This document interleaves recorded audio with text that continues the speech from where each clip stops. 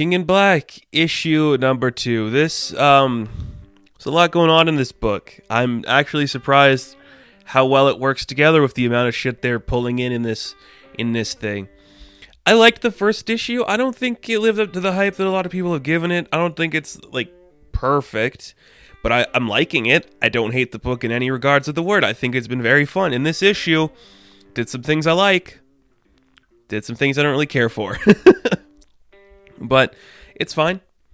I will get into it and we'll have some fun there. So we open up this book and we see that Eddie Brock has fallen to his death from where we seen him in the last issue. Well, he's not technically dead, but he's pretty much just dead.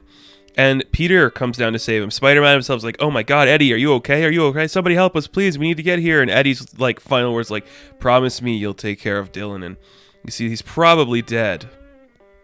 And Knull's just like, man, how hard is it to kill just one guy? Like, it can't be that hard to do. But I don't understand. Something about this Peter just seemed very, like, weird to me. Especially in this scene where he's just like, it's okay, we'll be okay, I can save you. And then he's gonna die. And we see all these symbiote versions of the heroes come down who were infected. And you're like, okay, it's creepy. I wonder if we'll see toys of these. Because, Hasbro loves doing some Venomized toys of characters. That's probably what we're doing here. But it's okay. Things are looking bad. Peter's like, I gotta get you out of here and save you. This Peter seems very, like, frightened and, like, very angry, which I guess you could kind of say because he does have history with, like, the Venom symbiote and stuff. So maybe I'm just, like, thinking too much about, like, oh, this Peter's a little too, like, angry and frightened. But I could be completely wrong about that. This could be very logical for Peter if that's what he's going through.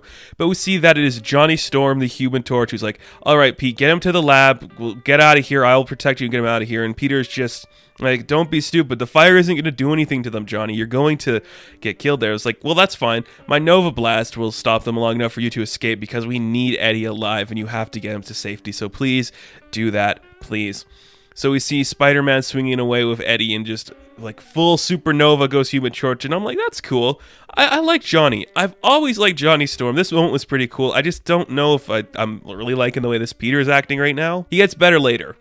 So we cut to the laboratory of the Fantastic Four, and we see Eddie's all hooked up to some tubes, and Spider-Man's talking to Jane Foster, who's a Valkyrie, and she's like, I might be a doctor, but I also don't understand what's happening to him, and I don't know how we can save him or do anything about that.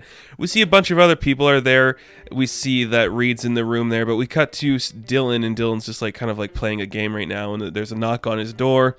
And Spider-Man walks in. I'm like, oh, I like this. This is the thing I kind of like with Spider-Man, where you have to let him talk to Dylan just because of their kind of connection to the symbiote and all that. I really like that idea.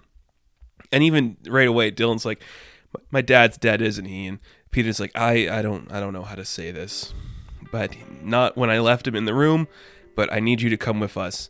So then we cut to the laboratory. We see all the people who are there. There's Reed and Sue are there. Jane Foster, T'Challa's there.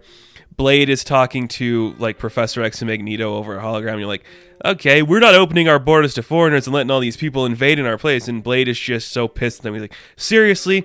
There's no your people anymore, Magneto. Literally, the world is engulfed. Like, we're going to die here. And Peter just like, quick question. So is Eddie going to be okay? Because if he isn't, I don't want the kid to be in this room if something happens to him.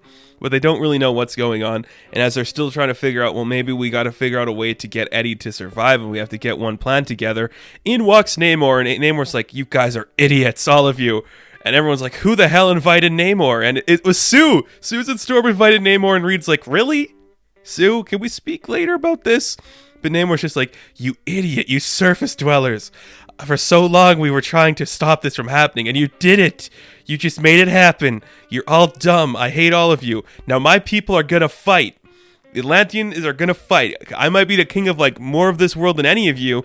So everyone just listen to me, and that's what we're gonna do. If you want to help me figure out some fucking plan, and it's Tony Stark who's like, well, I got a really stupid idea, and we're gonna have to get a dragon to do it. And Tony keeps continuing. He's like, obviously we're going to need Eddie alive because he might be the only one who can shut down Knull, so we're gonna have to find a symbiote for him to attach to, even if it's stupid, and probably getting a dragon is the strongest one we could do, so we'll have to find a way to get that. So Tony's plan is he's going to go get the dragon symbiote, but as that's happening, they need to recruit an army, so we get a nice page where we see them getting some people. Namor goes to the bottoms of the ocean, and he's finding the Black Tide. Now here's something, I kind of was familiar with the Black Tide. I think, was that the one that appeared in that giant size X-Men Magneto book? It might have been. If they are, I forgot they were in the Marianas Trench, and that's like, oh, just like the trench in Aquaman, so more similarities to stuff there. Okay, works for me. They even got the weird gill faces. So Namor's getting the Black Tide, and we see, I'm just like, Blade is getting Dracula, so we're getting an army of vampires who can fight in the night, and we even called Wilson Fisk to hire a bunch of like low-life heroes and villains who can do shit to like at least protect the world. Then we see what Tony's up to. Tony's like, okay, I gotta get inside this dragon. He ate me. I'm in here. I'm gonna use the Extremis formula to like pull out the symbiote and control it. But it's pretty dangerous and it's not going good. Like, it's probably gonna destroy Tony as things start to fall apart. No, I like Stegman's art. I don't know if I love it. There's sometimes I think he draws some weird stuff.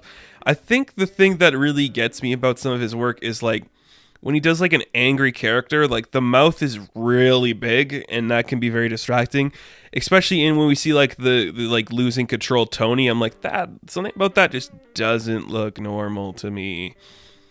And I think a lot of his faces look very similar too, so I like him. I think he's good at like the big things, like the monsters and the dragon and the symbiotes look great.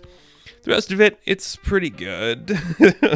But we see Dylan's like just next to his dad. He's like, "Can you please hear me, Dad? Come on, wake up!" And Tony bursts into the room. He's like covered in the symbiote. It's like affecting us. So he's like, "All right, everybody, stand back. We're dumping this shit onto Eddie, and we're gonna make sure it happens." But it's like fighting back, and they're like, "Tony, it's gonna kill him if we keep this. We have to get it off of him."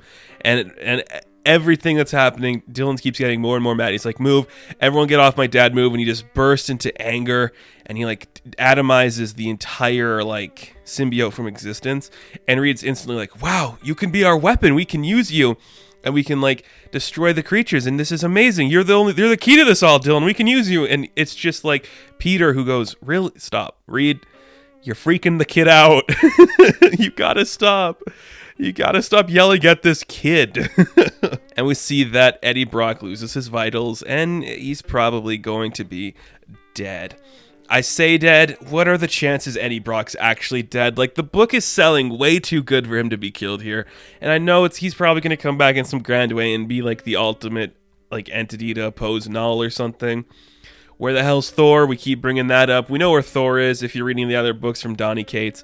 My question is, are we going to get the Fortnite characters in here? Because we already know they are in the same universe, kinda, through some weird shit.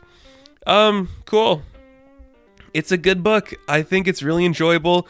A lot of the stuff I like has the stuff that has nothing to do with the symbiotes or Venom himself, like the Namor stuff. The Blade stuff's pretty cool. I kind of like towards the end of the book how Peter acts more than I do at the beginning of the book. I like the idea of like kind of like the Hail Mary from Tony Stark. But honestly, I'm like, okay, we're setting up a lot of stuff going forward in this book. I really hope it can pay off and do something cool, because the conclusion's either going to be really awesome or really boring. I can't really tell which direction it's going yet. And maybe it's because I have no connection to the Venom character, but it's fine. It's completely fine. And I hope it's good. I hope it sticks the landing. I think it will. Donny Cates has yet to disappoint me. There's been some moments in his stuff I'm not like a huge fan of, but he never really left me like, oh, I don't like this, or I don't want to read this, or continue reading it. It's been pretty good so far, so I gotta say that's good for him. Good for him, right? Yeah.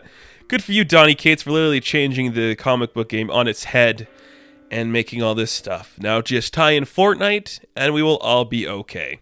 So, King in Black, issue number 2, I am going to give a 7 out of 10. Now, thank you guys so much for watching this review. Be sure to like and subscribe to the channel. As always, you can check me out on Instagram, Patreon, Twitter, all that good stuff, and I will catch you in the next one. Have fun, stay safe, good luck.